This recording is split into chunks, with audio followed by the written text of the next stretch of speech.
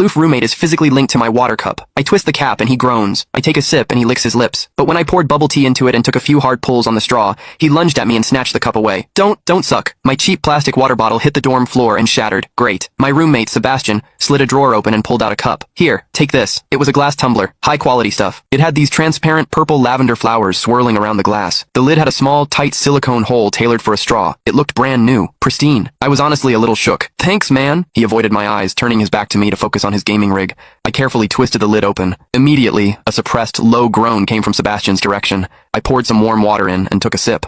Sebastian sucked in a sharp, jagged breath. His hand on the mechanical keyboard trembled, his fingers slipping off the keys. He licked his lips, looking like he was enduring some kind of torture or intense pleasure. His lips were thin, the Cupid's bow sharp like a knife. Looking at them made me want to bite them. Yeah, okay, I admit it. I'm into Sebastian. I swear to God, before I met him, I was the straightest guy in the state. After high school, my only plan was to get to college and bang a hot, bubbly cheerleader. But the moment I walked into this dorm and saw Sebastian, that plan went out the window. 4 years of college and he's the only one I want to mess around with. But I couldn't tell him. No way. I was terrified that if I spilled my guts, we wouldn't even be friends anymore. Because Sebastian is straight. Like, painfully straight. Only 2 weeks ago, he turned down a senior, a varsity swimmer, total stud, who asked him out. After that, Sebastian came back to the room and sat at his desk with a face like thunder for hours. The guy must be a raging homophobe. Maybe it was because the cup was a gift from my crush, but that warm water tasted sweeter than usual. It had a weirdly good aftertaste. I grabbed a straw from my desk and shoved it deep into the hole on the lid. The second I did, a strangled moan ripped out of Sebastian's throat. He bolted up and sprinted into the bathroom. Weird. We were just gaming. Why the hell did he suddenly need a shower?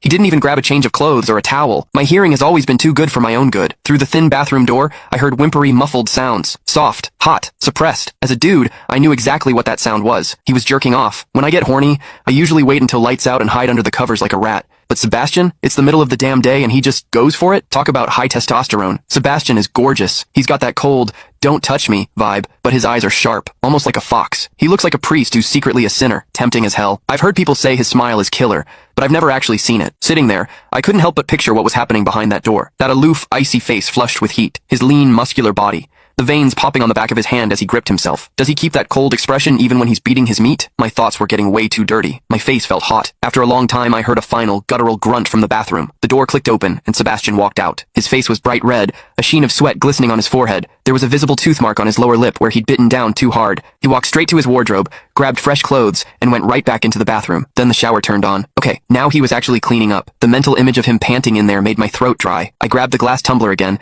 and chugged a few large gulps. The water in the bathroom stopped, then started again. It took him forever to come out. When he finally did, he looked at me with this weird, resentful glare. Strange. Was I imagining things? Sebastian sat back down to game, and I poured myself another refill. I wasn't really thirsty anymore, but I began chewing on the plastic straw out of habit. Click the link in my bio to get the full story for free.